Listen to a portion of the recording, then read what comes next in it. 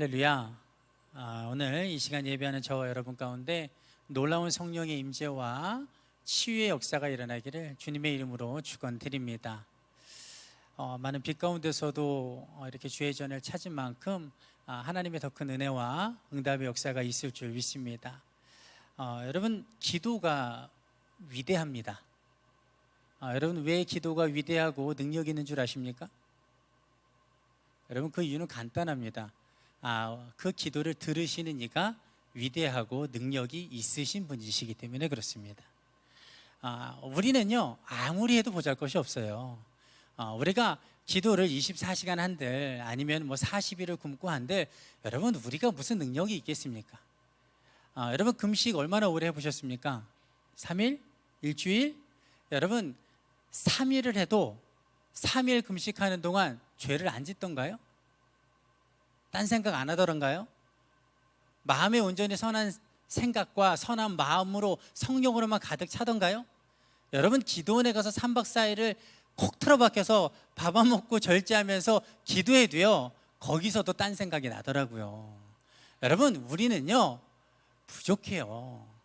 우리의 정성과 우리의 공로로 하나님의 응답을 끌어낸다라는 생각을 버려야 되는 거예요. 여러분, 우리의 기도가 능력 있는 이유는 뭐냐면 우리의 기도를 들으시는 분이 능력 있으셔서 그런 거예요.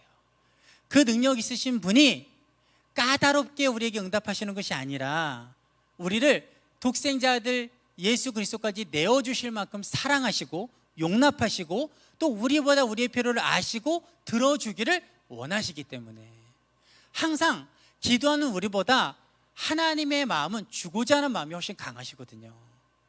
그러니까 우리가 하는 기도가 능력이 있는 겁니다. 우리의 능력이 있는 게 아니에요. 우리의 기도를 들으시는 분이 하나님이시니까. 여러분, 그러니 우리가 기도해야죠. 이렇게 좋은 것을 왜 안 합니까? 여러분, 우리가 늘 기도할 때마다 내 기도를 들으시는 이가 능력 있으시기에, 그분이 위대하시기에 내가 지금 하는 기도가 능력의 기도가 됨을 믿고 우리가 늘 언제나 그 소망 가운데 기도하기를 원합니다. 로마서 8장 32절에 그렇게 이야기하잖아요. 자기의 아들을 아끼지 아니하시고 우리 모든 사람을 위하여 내주신 이가 어찌 그 아들과 함께 모든 것을 우리에게 주시지 아니하겠느냐. 여러분, 아들까지 내어주신 이가 어찌 그 아들과 함께 모든 것을 내어주시지 않겠습니까? 여러분, 무엇든 내어주실 수 있어요. 단지 우리에게 가장 좋은 때에 가장 좋은 것을 허락하시기 위해서 하나님께서 참으시고 또 하나님께서는 우리 없이는 역사하지 않으시거든요. 하나님의 영광을 나누기 위해서 또 우리가 하나님을 더욱더 그 기도함으로 믿음이 강해지기 위해서 그렇기 때문에 우리가 늘 기도하는 삶을 살아야 될 줄 믿습니다. 여러분, 오늘도 우리의 기도는 능력이 있습니다. 왜냐하면 이 시간 우리의 기도를 하나님께서 듣고 계시기 때문입니다. 그 하나님은 위대하시고 전능하신 하나님이십니다. 먼저 우리가 지난 시간에 함께 나누었던 은혜를 함께 다시 한번 복습해 보기를 원하는데, 여러분, 우리가 지난 시간에 함께 나누었던 은혜는 무엇이었습니까? 여러분, 다른 거 잊어버려도요 제목만 기억하시면 되잖아요. 그렇죠? 기억나십니까? 무엇에 넘어지는가를 생각하라. 무엇에 넘어지는가를 생각하라. 그러니까 딱 떠오르시죠? 그렇죠? 무엇에 넘어지는가를 생각하라. 즉, 사람은 항상 내가 크게 넘어지고 크게 실수한 것에 대해서는 자신 있다라고 생각을 해요. 나는 그것에 대해서는 절대 안 넘어질 거야. 내가 그렇게 크게 뒤었는데, 그렇게 호되게 당했는데 내가 그게 또 넘어지겠어? 야, 그건 말도 하지 마. 그거는 내가 절대로 다시는 거기에 빠지지 않고 거기에 넘어지지 않을 거야 라고 자신만만 하는데, 희한하게요, 사람들이 이렇게 보면, 또 우리의 삶을 보면 항상 어디서 더 쉽게 넘어집니까? 내가 크게 넘어졌던 것에서 더 쉽게 넘어지는 거예요. 이게 사람의 나약함이에요. 그래서 우리 그리스도인들도 더욱더 경건하고 거룩하고 굳건한 믿음 생활을 하기 위해서는 모든 것을 조심하되 특별히 무엇을 더 조심해야 되냐면 내가 넘어졌던 것, 내가 어떤 죄에 빠졌던 그 죄, 내가 어떤 세상 유혹에 넘어졌다면 그 유혹의 종류, 그 부분에 대해서 더욱더 특별히 조심해야 된다는 겁니다. 왜요? 인간은 거기에서 넘어지기 쉬운 존재니까. 여러분, 성경이 우리에게 그 지혜를 가르쳐 줬잖아요. 모세가 하나님 앞에 큰 실수를 했는데 하나님께서 그것을 성경에 기록해 놓으신 이유가 뭐겠어요? 우리로 하여금 너희가 보고서 그 길을 가지 말라는 거예요. 모세가 하나님의 명령에 따라서 애굽으로 가기 전에 하나님께서 수많은 기적을 보여주시고 그리고 수많은 말씀들을 들려주셨음에도 불구하고 마지막에 가서는 못 간다 그러죠. 뭐 때문에 못 간다 그럽니까? 나는 입술이 둔한 자입니다. 나는 입이 둔한 자입니다. 언변이 좋지 못합니다. 그래서 하나님의 말씀을 전할 수가 없습니다 라고 이야기를 해요. 그러니까 갈 만한 사람을 보내십시오, 그렇게 이야기를 합니다. 여러분, 그렇게 하나님 앞에 기적을 보고 말씀을 듣고도 불순종의 태도를 보였던 모세인데 나중에는 결국 아론을 붙여주시고 이스라엘 백성들에게 가서 하나님의 말씀을 전하고 그들이 하나님을 신뢰하게 되고 또 바로 왕에게까지 가서 말씀을 전했습니다. 여러분, 그런데 모세가 또 똑같은 불순종의 태도를 보여요. 언제요? 바로 왕에게 전하고 나서 바로 왕의 마음이 완악하여져서 이스라엘 백성들의 노역을 강화시키고 그로 인해서 이스라엘 백성들이 원망하게 되고 하나님의 말씀을 전했는데도 불구하고 마음을 닫고 그 말을 듣지 않으니까 모세가 하나님께서 다시 바로에게 가서 이스라엘 백성들을 내 백성을 내보내라고 이야기해라라고 할 때에 또 똑같이 뭐라고 말합니까? 나는 입이 둔한 자입니다. 나는 못 갑니다. 나는 언변이 좋지 못해서 가서 전할 수가 없습니다 라고 이야기를 해요. 그 수많은 기적과 말씀을 듣고도 불순종의 태도를 보였던 모세인데 그러고 나서 그럼에도 불구하고 하나님이 참으시고 도우셔서 잘 되었음을 경험했던 모세인데 또다시 뭐예요? 똑같은 것에서 걸려 넘어지다라는 것이죠. 여러분, 우리는요 모세보다 그리 대단하지 않습니다. 우리도 똑같은 사람들이에요. 그러므로 우리도 항상 모든 것을 조심하되 특별히 어디에서요?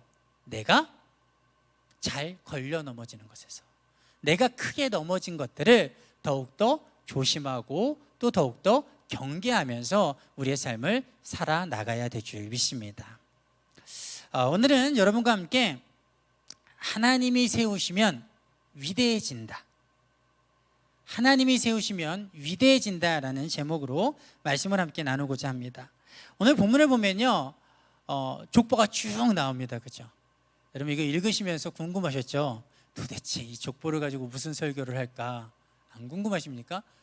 궁금하셔야 됩니다. 왜냐하면 저는 무척이나 어렵거든요. 이런 본문을 만나면 도대체 위에 이런 본문을 두셔갖고 이런 본문을 쭉 이어서 설교하게 하시나. 그런데 여러분, 성경은 다 이유가 있습니다.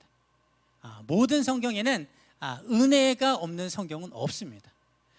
이 본문 가운데 쭉 기록된 내용들을 보면 간단합니다. 무엇이 기록되어져 있냐면 모세와 아론의 조상이 기록되어져 있어요. 그러니까 야곱의 아들 레위까지. 그리고 레위의 자손뿐만 아니라 누구까지 기록되어 있냐면 르우벤과 시몬의 자손들도 기록되어져 있습니다. 그리고 아론의 아들들, 아론의 자손들도 잠깐 언급되어져 있어요. 여러분, 그런데 이 본문을 보게 되면 특이한 것을 하나 발견하게 됩니다. 좀 이상한 것을 하나 발견하게 되는데 그것은 뭐냐면 지금 모세와 아론은 친형제지간이에요. 그렇기 때문에 이들은 족보가 같습니다. 위로 올라가면 다를 수가 없어요. 아버지서부터 쭉 위로 올라가면서 같아요. 그러면 모세와 아론의 조상들, 모세와 아론의 족보를 기록해 놓으려면 누구만 기록하면 됩니까? 위로 올라가서 레위만 기록하면 되는 거예요. 만약에 모세와 아론의 친형제지간이 아니라면 모세 따로 아론 따로 해서 두 명을 따로 기록할 수 있는데 지금 모세와 아론은 친형제지간이기 때문에 위로 올라가 봐야 한 줄기예요. 그럼 올라가서 하나만 기록하면 돼요. 누구만? 레위만. 이 모세와 아론이 야곱의 12아들 중에서 레위 지파의 자손이다, 레위의 자손들이라는 것만 기록을 하면 됩니다. 그런데 오늘 본문을 보면 누가 기록이 되어져 있습니까? 르우벤과 시므온까지도 기록이 되어져 있어요. 레위만 언급해도 될 것을 르우벤의 자손, 시므온의 자손까지도 언급되어져 있다는 거예요. 그런데 한 발 더 나아가서 깊이 생각해 보면 더 이해가 안 가는 게 있어요. 그건 뭐냐면 만약에 르우벤과 시므온을 그래요 언급하는 게 나쁜 건 아니니까, 왜? 레위와 형제지간이고 친족지간이잖아요. 모세와 아론도 같은 줄기에서. 그렇다면 르우벤과 시므온을 언급하고자 했으면 다른 야곱의 아들들도 언급했어야죠. 다른 지파의 줄기들도 같이 언급을 했어야 맞는데 왜 르우벤과 시므온만 기록하냐는 거죠. 아들들이 아직도 많이 남았는데 이들 빼고도 9이 더 있어요. 그런데 왜 르우벤과 시므온만 이 레위와 함께 기록을 해놓습니까? 그것도 그렇다 쳐요. 그러면 이 지금 레위하고 시므온과 그다음에 르우벤은 같은 어머니를 둔 한 배에서 난 자들이잖아요. 그러면 적어도 그 공통점으로 묶으려면 누구를 기록해 놓았어야 됩니까? 유다와 이사갈과 스불론을 기록해 놓았어야죠. 왜? 같은 레아의 소생들이니까. 그러니까 지금 이 본문에서는 공통점을 찾을 수가 없는 거예요. 이들을 왜 도대체 이 셋을 묶어놨는지. 왜 12인데 왜 셋을 언급했고 모세와 아론의 조상을 언급하면서 하나면 됐는데 셋을 언급했으며 그 셋도 도대체 왜 그 셋 가운데 르우벤과 시므온이지. 유명한 사람으로 따지면 유다를 기록해 놓든지 아니면 요셉을 기록해 놓든지 아니면 요셉의 두 아들을 기록해 놓든지 그랬어야 되는데 뜬금없이 레아의 소생들 6도 아니고 그리고 12 다도 아니고 이 르우벤과 시므온을 왜 여기에 갖다가 붙여놨을까? 왜 그들만 언급했을까라는 거예요. 여러분 이거를 성서 비평학, 문서 비평학적으로 볼 때에는 이 모세와 아론의 조상인 레위 지파가 이스라엘의 그 12지파 가운데 어느 위치에 있는가, 즉 어느 서열 가운데 있는지를 말해주기 위해서 기록된 거예요. 그러니까 첫 번째가 누굽니까? 르우벤, 두 번째가 시므온, 이 형제 순서거든요. 그리고 세 번째가 레위입니다. 그러니까 세 번째 서열 가운데 세 번째 그 지파 가운데 이 모세와 아론의 지파가 아론의 그 혈통이 서 있구나. 그것을 이야기해 주기 위해서 기록되었다고 볼 수 있는 거죠. 그래서 레위보다 형들인 르우벤과 시므온만을 언급했다라고 볼 수 있는 거죠. 여러분 그런데 저는 그보다 훨씬 더 중요한 의미가 숨겨져 있다라고 생각을 합니다. 그것은 바로 모세와 아론이 아주 훌륭하고 아주 위대하고 아주 고귀한 가문, 그런 친척들 가운데 있는 그 족복 가운데 태어난 사람들이 아니라는 거.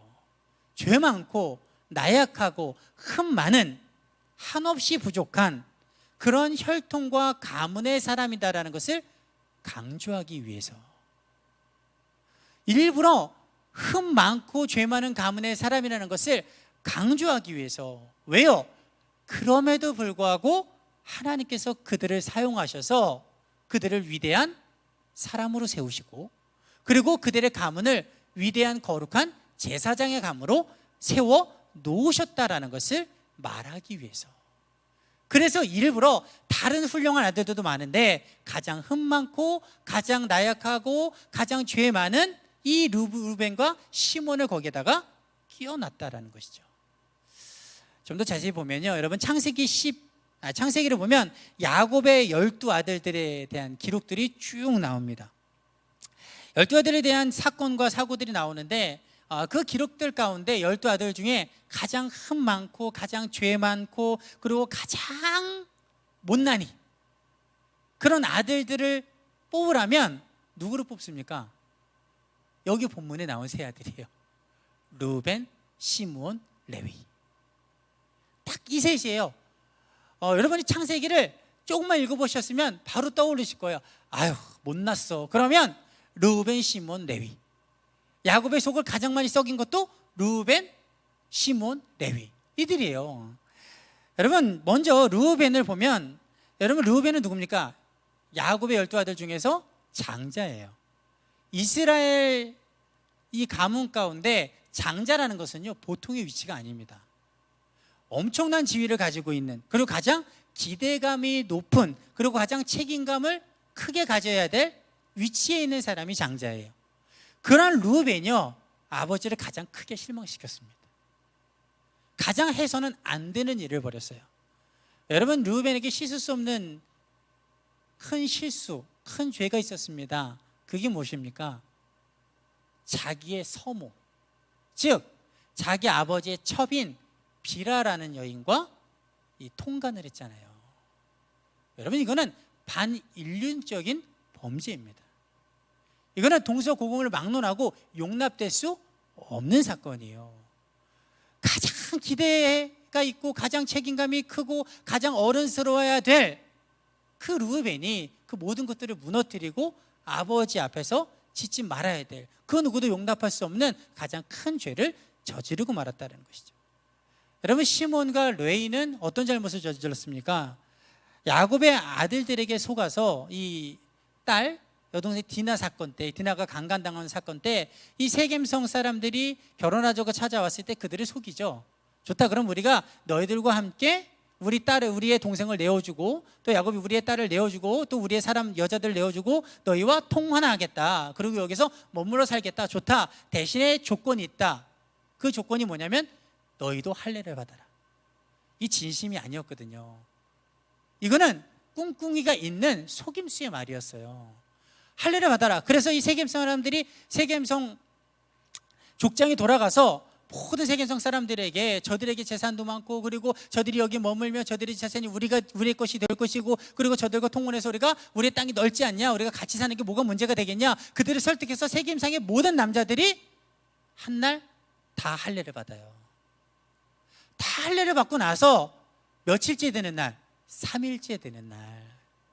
여러분, 이 3일째 되는 날이라는 건 뭡니까? 염증이 가장 심한 때예요. 옛날에는 뭐 소독을 할 수 있는 그런 약품이나 아니면은 정결한 도구나 이런 것들이 전무했지 않습니까? 그런 상태에서 표피를 자르고서 수술했다고 생각해 보세요. 그러니까 그 염증이 가장 심하고 가장 고통스럽고 꼼짝하지 못할 그때에 이들은 알아요. 야곱의 아들들은 자기네들이 할례를 받아봤으니까. 그러니까 그때를 이용해서 세겜성을 쳐들어가서 누가?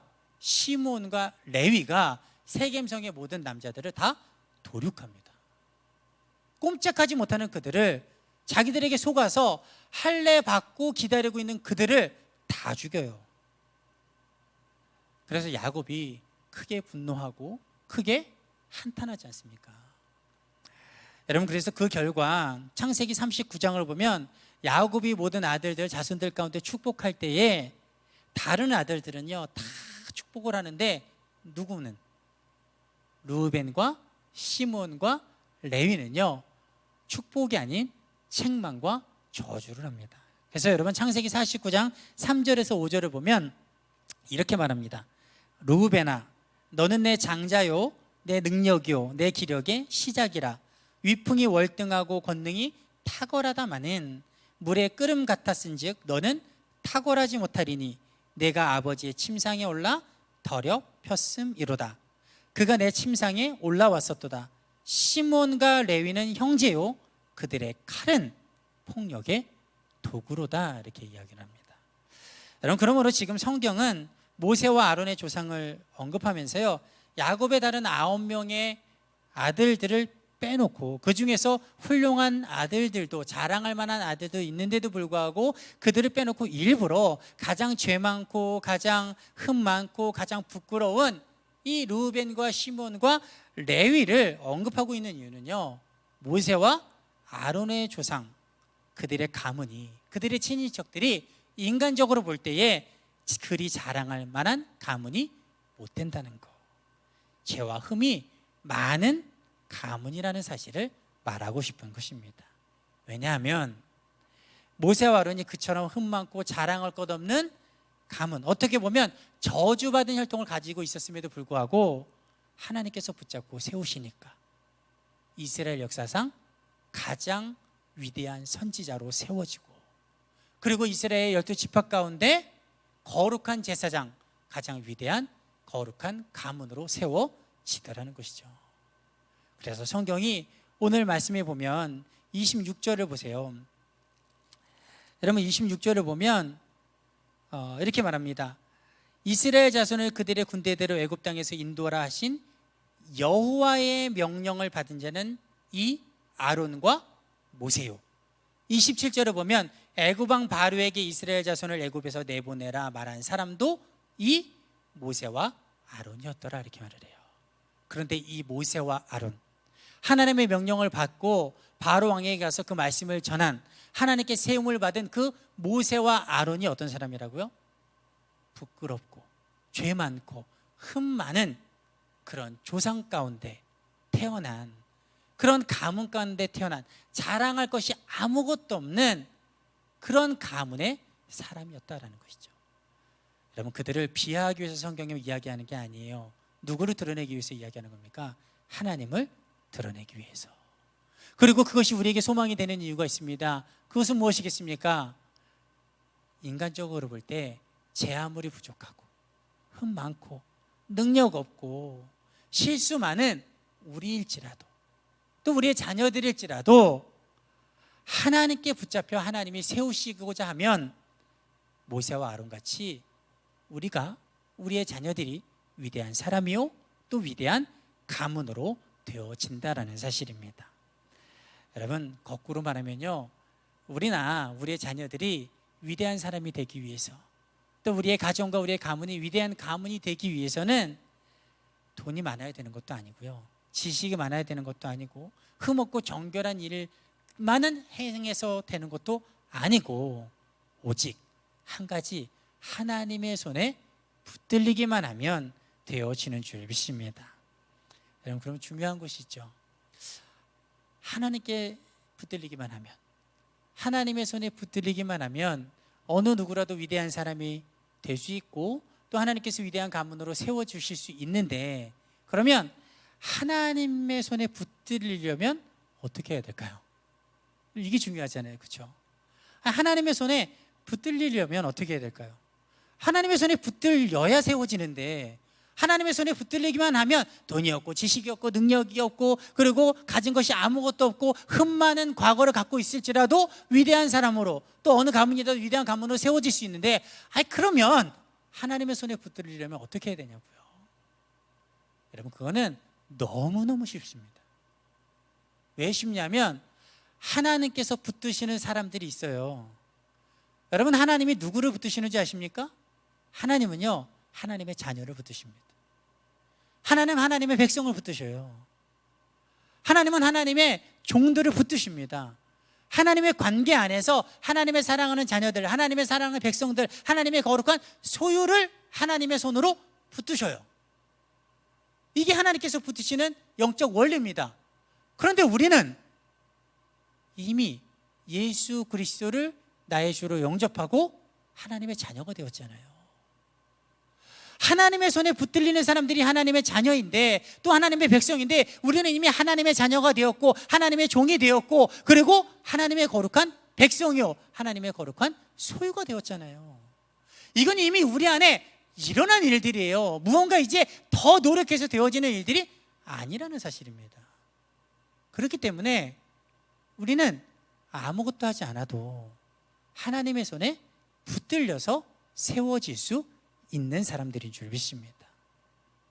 여러분, 그러면 정말 우리는 하나님의 자녀니까, 하나님의 종이니까, 하나님의 백성이 되었으니까 하나님께서 세우시기 위해서 아무것도 하지 않아도 될까요?